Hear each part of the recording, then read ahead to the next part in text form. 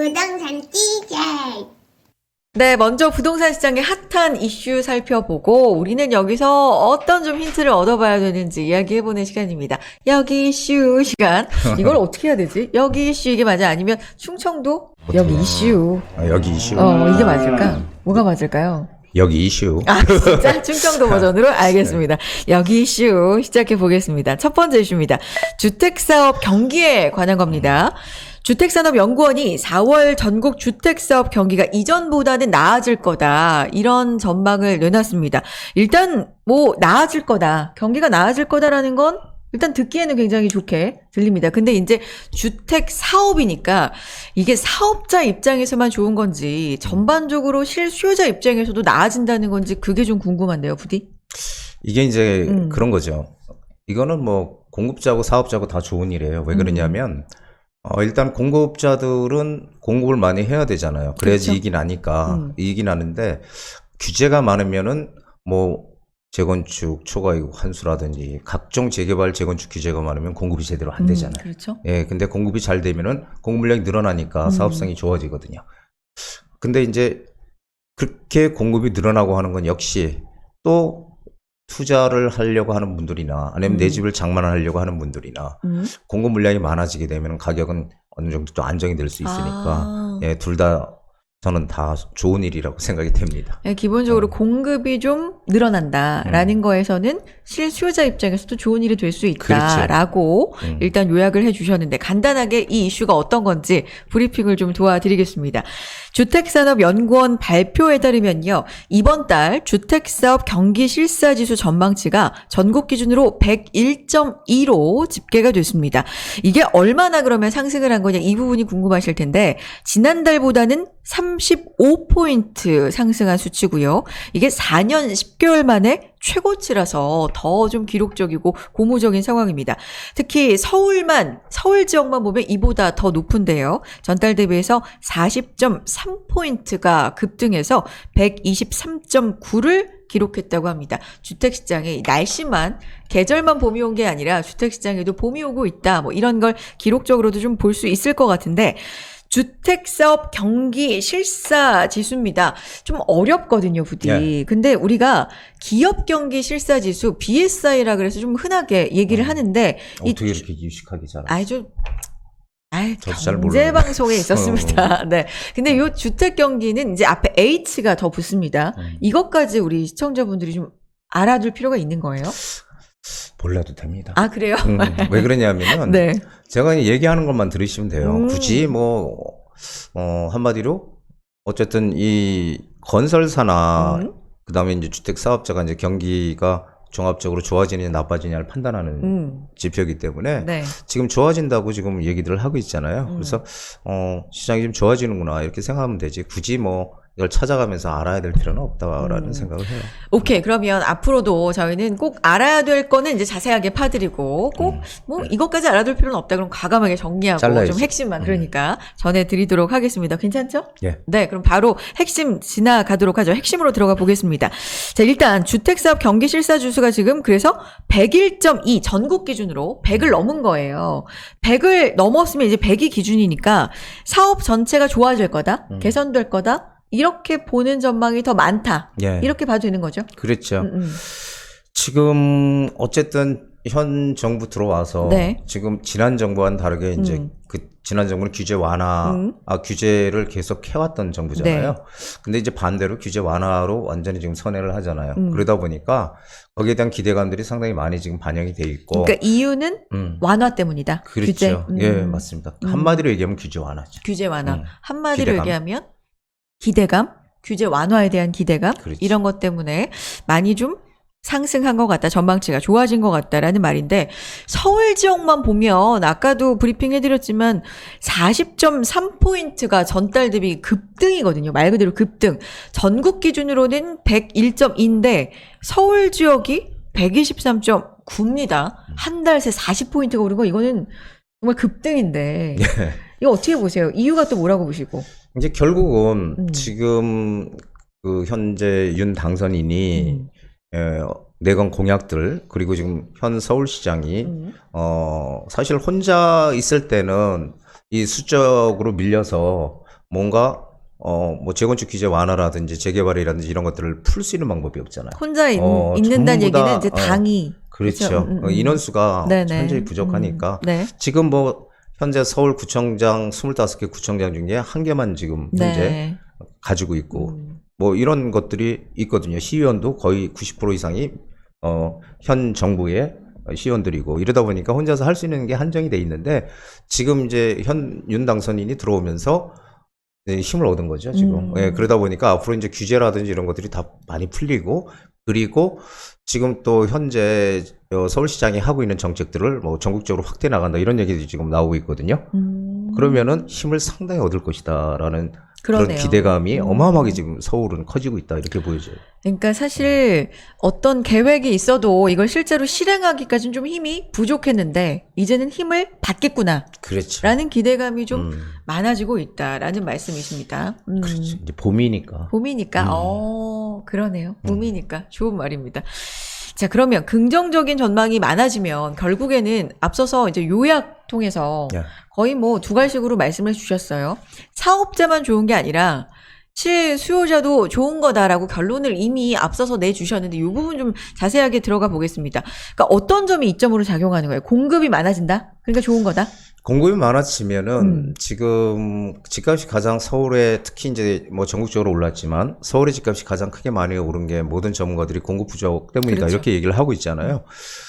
그런데 지금 이제 공급이 늘어나게 되면은 공급을 계속 작은데도 규제의 일변도로 하다 보니까 가격이 많이 올랐잖아요. 그런데 이제 공급이 늘어나고 그렇게 되면은 가격이 좀 안정화되겠죠. 물론 단기간에는 올라갈 가능성도 상당히 높습니다. 하지만 시간이 지나면 결국은 이 정책의 효과 때문에 공급이 안정이 되면은 실수요자들도 내 집을 장만할 수 있는 좀 더 올라서 그렇죠. 장만할 수 있는 그런 기회도 올 것이고.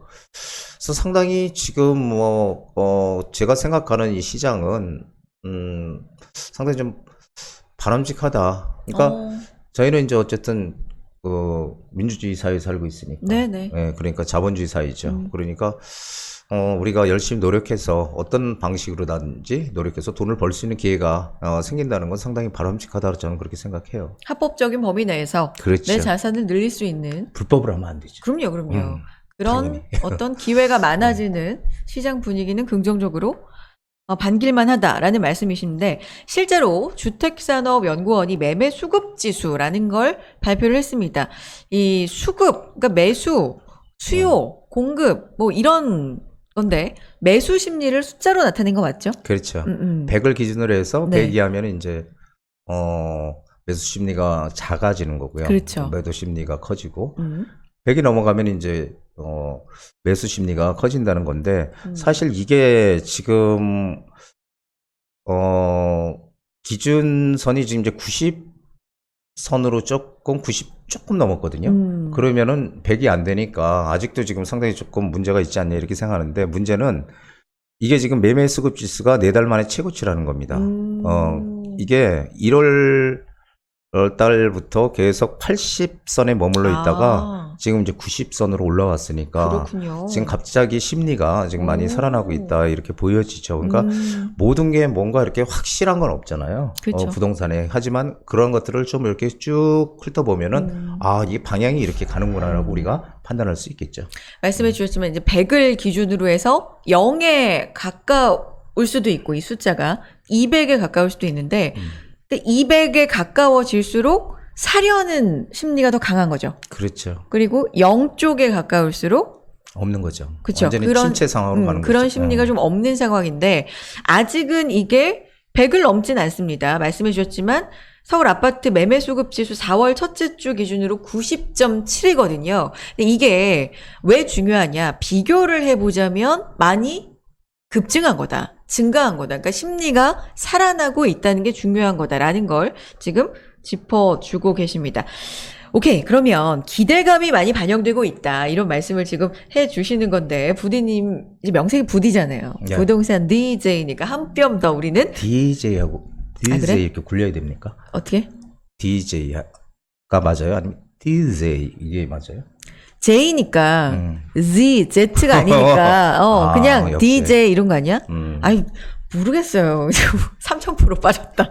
부동산 얘기 다시 돌아가 보겠습니다. 좀 전에 주택사업지수랑 매매수급지수 합쳐서 분석을 하면, 그러면 지금 주택시장은 확실히 어느 방향으로 가고 있는 겁니까, 부디님? 이렇게 상승 추세로 가고 있죠. 제가 지난해에도 네. 계속 올해 시장은 상승 시장이 될 것이다라는 얘기를 했었거든요. 근데 이제 4월부터 좀 반등이 생길 거다라는 얘기를 해왔어요. 근데 지금 이제 4월부터 뭔가 지금 좀 조짐이 지금 보이고 있죠. 그게 물론 어떤 뭐 정권이 바뀐다 이런 차원은 아니고 공급이 부족하기 때문에 공급을 단기간에 할 수 없거든요. 그렇기 때문에 결국은 공급이 어느 정도 채워지려도 규제를 막 풀어서 시간이 많이 걸리잖아요. 뭐 집을 갖다 하룻밤 사이에 뭐 공장에서 뚝딱 짓는 것도 그렇죠, 아니고. 그렇죠. 그러니까 결국 시간이 많이 필요해서 그동안은 결국은 올라갈 수밖에 없다라고 제가 말씀을 드렸거든요. 그래서 지금 딱 그런 시점이 아닌가 생각이 돼요. 뭐 물어보셨죠, 근데? 지금 어떻게 가고 있느냐, 방향이. 방향? 아니, 부디님은 어디로 가고 계신 겁니까? 지금 방향을 잃었어. 아니, 방향은 상승 방향으로 상승 분명히 가고 방향이다. 있다. 지금 봄이다? 봄이 오고 있다? 그렇죠. 지금 봄이 이제 벌써 왔어요. 오늘 엄청 덥잖아요, 지금. 우리한테는 봄이 왔고 거의 이제 여름 같아요. 그러니까. 근데 네. 부동산 시장도 어쨌든 봄바람이 지금 불고 있는 건 그런 방향은 확실한 것 같다. 맞습니까? 예. 네. 좋습니다. 그러면 그래. 아, 그렇구나. 심리도 살아나고 있고 봄바람이 불고 있다고 부디도 말하고 있구나. 오케이. 거기까지는 좋아요. 그러면 이 시점에서 우리가 짚고 넘어갈 게 있죠. 지금 그래서 사요? 말아요? 어떻게 해요? 저는 제가 부동산 오랫동안 하면서 네. 많은 그 상담을 하면서 고객들한테 말씀을 드렸어요. 내가 지금 살려고 하는 순간이 가장 적기다. 그냥 시기 안 따지고 내 마음이 사려고 하면 그게 적기예요? 이런 저는 말이에요? 그렇게 생각해요. 왜 그러냐면은 물론 이제 어떤 흐름을 봐야 되겠지만 여태까지 부동산 시장을 쭉 한 20년 이상을 지켜보면은 네. 항상 내가 살려고 했던 그 시점이 항상 저점이었다는 거예요. 결국은 오르고. 예전에 음마아파트 88년대 얼마 한지 아세요? 음마아파트 그 유명한 강남에? 저 이거 알 것 같아요. 왜냐면 응답하라 1988에 이 나와요. 그래요? 그 엄마 아파트 막 이러면서 나와. 그게 1억도 안 했죠. 몇 천만 원 아니에요? 8천만 원. 그쵸. 아. 8천만 원인데 지금 얼마입니까? 그러니까 그때 8천만 원은 아무나 살 수가 없는 돈이에요. 그렇죠. 88년이면 엄청 어마어마한 그때도 큰 돈이거든요. 돈이죠. 그때도 큰 돈이었지만 근데 지금 와서 생각해 보면은 한 10억만 있으면 탁 타임머신 타고 가서 10채 사잖아요. 10채도 더 사죠. 근데 그때 그러니까 10억이 없지. 그래서 결국은 물가가 올라가면서 우리나라는 그렇죠. 인플레이션 국가라고 제가 여태까지 말씀드렸잖아요. 우린 디플레이션이라는 걸 겪질 않았거든요. 뭐 세계적으로 세계 2차 대전이나 그다음에 뭐 미국발 어떤 위기, 금융위기나 네. 이런 것들이 생겼을 때는 디플레이션이 생겼지만 그 외에 나머지는 전 세계 다 인플레이션이고 우리나라는 특히 인플레이션 국가예요. 그러다 보니까 가격은 계속 올라갔다는 거죠. 그래서 제가 그렇게 말씀을 드렸지만 실제로 지금 움직여야 되는 시기는 분명히 맞아요. 왜 그러냐면 지금 규제들을 계속 지금 푼다고 하고 있잖아요. 근데 이미 다 풀려가지고서 남들이 우르르 갈 때는 네. 그때는 이미 늦었다는 거거든요. 항상 그런 타이밍에 먼저 들어가는 사람들만 투자해서 투자의 이익을 극대화하는 거지. 네. 그러니까 그 참 공평한 것 같아요. 어떤 점이요? 그러니까 누구나 다 투자해서 이익을 내면은 이게 사실 다 투자해서 이익 내면 이게 별로 할 얘기가 없는데 투자라는 건 실패도 있게 마련이고. 그렇죠. 어떤 사람들은 투자해서 이익을 내고 어떤 사람들은 결국은 또 못 하잖아요. 그렇죠. 참 그래서 모든 사람이 다 돈 벌면 안 되니까. 그래서 공평하다 저는 그렇게 생각하죠. 그래요. 그래도 이거 보시는 분들만큼은 꼭 버시기를. 저희 채널을 정말 사랑해 주시는 분들, 그리고 제 방송을 오랫동안 받은 분들, 고마운 분들 참 많으신데요. 그분들은 항상 저는 행복한 그런 부자들이 되시기를 행복. 항상 저는 바라고 있죠. 맞아요, 진짜. 우리만큼은 진짜 행보가 되기를 바라면서 하나하나 또 살펴보겠습니다. 더 자세한 문의는요, 전화, 문자, 메일 이용하시면 저희가 이제 여기 이슈 통해서 전반적인 부동산 시장 상황 전해드리지만 개인적으로 상황에 맞는 맞춤 상담이 또 필요하시잖아요. 언제든지 신청해 주시기 바랍니다. 전화 주시고 문자 주시고 메일도 남겨주시기 바랍니다. 두 번째 이슈 가보겠습니다.